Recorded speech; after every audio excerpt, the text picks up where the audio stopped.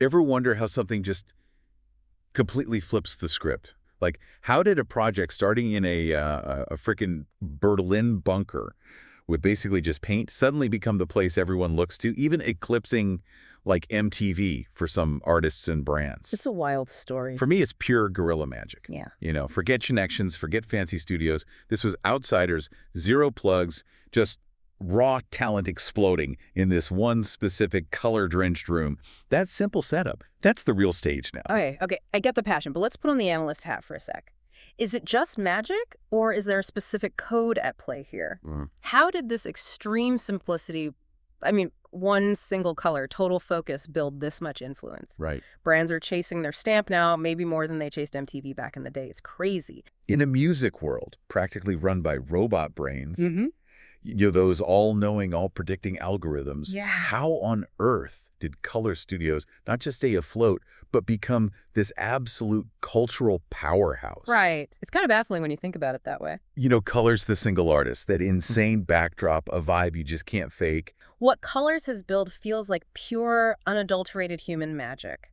We're talking about founders with a real vision, curation that just hits different, you know? Totally. And this knack for spotlighting artists who then explode before the mainstream even knows their name. Forget all the noise. We're looking at real impact, real stories here. From those incredibly basic beginnings to where they are now, this global tastemaker, artist launchpad, this like cultural benchmark. It's way bigger than just music videos. It feels like a real shift in discovery.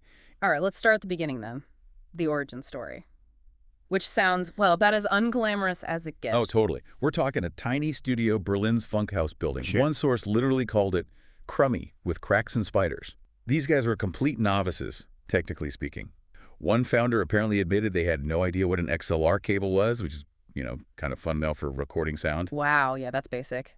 And Time Magazine and other sources really drive this home. Yeah. Zero connections to the music industry. None whatsoever. Outsiders. This wasn't some industry plant. It was one guy with an idea. His friend Felix Glasmeyer, a fashion photographer from New York, jumps on board, moves to Berlin. Just packs up and goes. Yeah, and they funded it all themselves. Personal savings. No suits, no big investors at the start. Just passion, a vision, and presumably some paint. A lot of paint, apparently. They were outsiders crashing the party, basically. It wasn't who they knew, it was what they were building in that little room. And the absolute core of that build was the color. That single, vivid background. It's their signature, isn't it? That color ritual. So simple, but bam, instantly grabs you. And it sparked this whole unexpected online debate.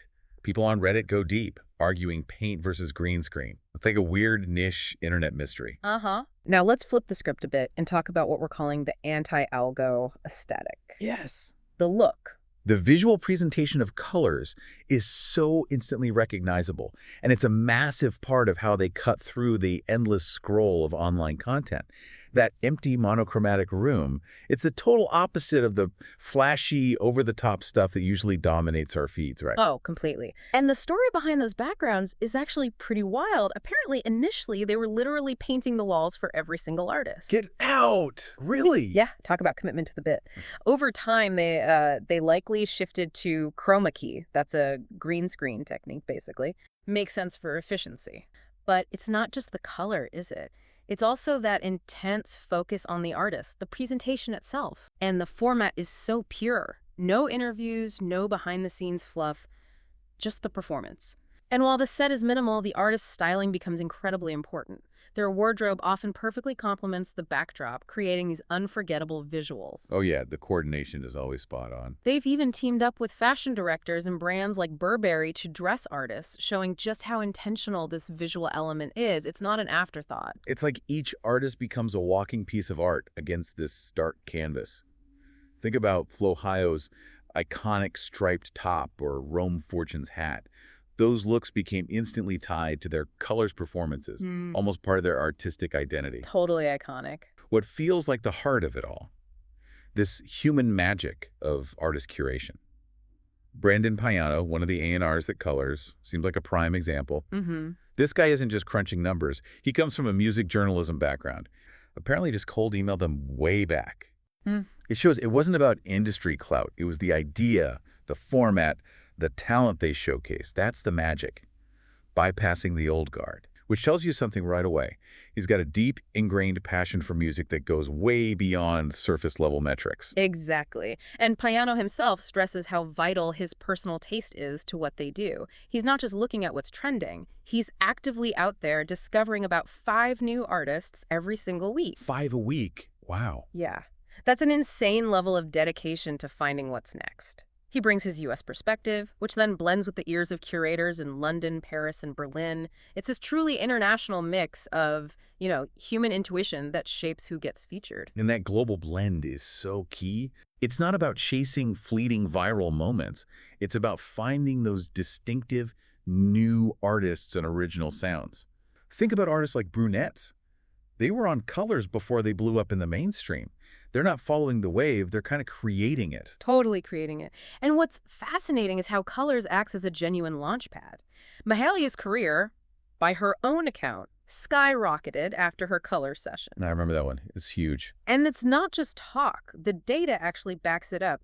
Artists see significant jumps in their Spotify and Instagram followers after appearing. Really, like noticeable bumps. Yeah, and interestingly, smaller artists often see even bigger percentage increases like Celeste and Bakhar.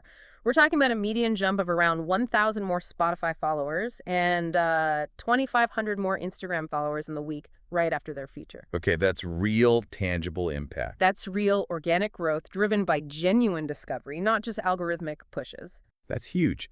So if we zoom out, Colors has become a genuine cultural tastemaker in both sound and style. They're influencing trends in everything from hairstyles to makeup to the clothes people are wearing. Definitely. Artists and brands alike recognize the power of the Colors look. It's almost like getting the Colors stamp of approval elevates you in certain circles. It means something. It absolutely means something. So, okay, ditching the algorithm, what are those secret ingredients, those intangible things that make them so successful? I think one massive factor is their uncanny ability to discover artists before they blow up. The early discovery. Doja Cat is the ultimate example. Ah, Colors was showcasing her brilliance way, way before the rest of the world caught on. They were so ahead of the curve. that early discovery builds a ton of credibility. And it's all part of their commitment to showcasing incredible talent from every corner of the globe. It's not just US or UK focused. Not at all. Look at the sheer diversity of artists they feature.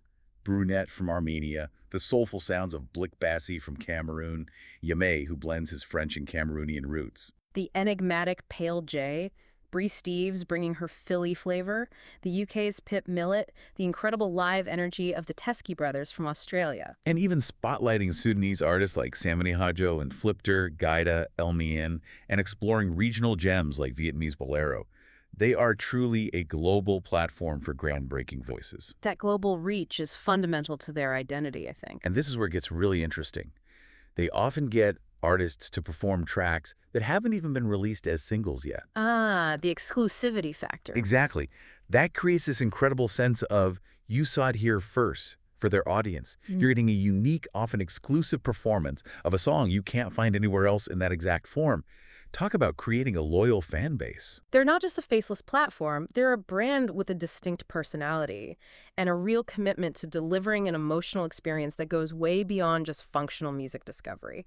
It feels like you're part of something special when you watch. Yeah, definitely. I mean, while algorithms are undeniably a massive force in music discovery, Colors is just such a compelling testament to the enduring power of human-led curation, a strong artistic vision, and a distinct aesthetic in building a truly influential platform. It really is. That human element of spotting talent and creating a unique experience clearly resonates deeply in a way that data alone just can't replicate. There's something else going on there. Totally agree. So here's a final thought to kick around.